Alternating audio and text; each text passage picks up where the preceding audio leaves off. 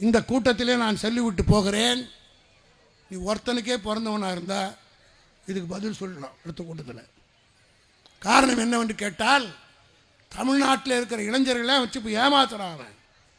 அவன் கட்சிக்கு நாம் தமிழன் கட்சி வச்சிருக்கிறது ஃப்ராடு. சட்டப்படி பார்த்தால் அந்த பேரை வைக்கக்கூடாது. இங்கே இருக்கிற மூத்தவர்கள் ஒரு 67 கட்சியில் இருந்தவர்களுக்கெல்லாம் தெரியும். இதே பகுதியிலே தான் சீபா ஆதித்தனார் நாம் தமிழர் கட்சியை துவக்கி நடத்தினார். நாம் தமிழர் கட்சியை சீபா ஆதித்தனார் 1969 திமுகவில் இணைத்து விட்டார். கட்சி கலைக்கப்பட்டு விட்டது. நாம் தமிழர் கட்சியே கிடையாது. காரணம், அதை கலைச்சிட்டு ஆதித்தனார் திமுகவில் சேர்ந்து திமுக மந்திரி ஆயிட்டார்.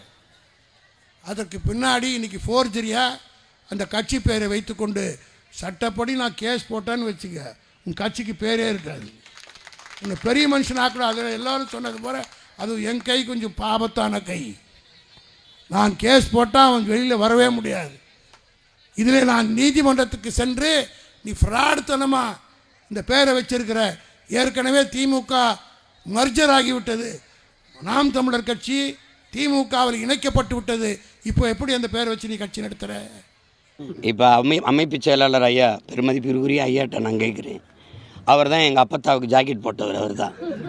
அப்போ நான் கேட்டேன், ஐயா நீங்கள் எங்கள் அப்பத்தாவுக்கு போட்டிய ஐயா கருணாநிதியோடைய ஆத்தாவுக்கு போட்டிருக்கலாமே, அவங்க ரவுக்கு இல்லாமல் உட்காந்துருக்காங்களே, உங்கள் தலைவரோட தாய்க்கே போடலையே. நீங்கள் இந்த தேவையில்லாமல் பேசக்கூடாது. என்கிட்ட வரலாறு கூட தெரியாமல் நீங்கள் எப்படி இந்த கட்சியில் அமைப்பு செயலாளர் இருக்கிறீங்க? நாம் தமிழர் கட்சியை நீ வழக்கு போடாமல் என்ன பண்ணியிருக்கேன்? நீங்கள் நல்ல அப்பனுக்கு பிறந்த, நீங்கள் சரியான அப்பனுக்கு பிறந்தா போட்டு நிறுத்திடுவாப்ப. ஐயோ, இது கட்சி தமிழனியா? நாங்கள் தமிழர்கள் நாம் தமிழர்னு பேர் வச்சுருக்கான். இதை வச்சிருந்தவன் என் தாத்தா தமிழர் தந்தை. அவன் ஏன் தமிழர் தந்தை? உடல் மண்ணுக்கு உயிர் தமிழுக்குன்னா உங்களை மாதிரி சனியே, அது காட்டு மிராண்டி, அது முட்டாள்களின் மொழி அப்படிலாம் பேசலவன். உடல் மண்ணுக்கு உயிர் தமிழுக்கு நின்னவன். அவன் வச்ச கட்சி. அந்த எங்கள் தாத்தன் திமுகவில் சேரும்போது கட்சியை கலைக்கலை. உங்களை மாதிரி ஊடகவியலாளர் கேட்குறாங்க, நீங்கள் கட்சியை கலைக்காமல் இதில் சரியில்லை, உங்களுக்கு பின்னாடி இந்த கட்சியை யார் நடத்துவான்னு. வழியே வருகிற வீரத்தமிழ் பிள்ளைகள் அதை எடுத்து நடத்துவாங்கன்னு சொன்னார். நடக்குது. இதில் எங்கிட்டு உங்கள் கட்சி நீ வழக்கு போட்டு எங்கே நிறுத்துவேன்? போட்டு தடுத்துட்டு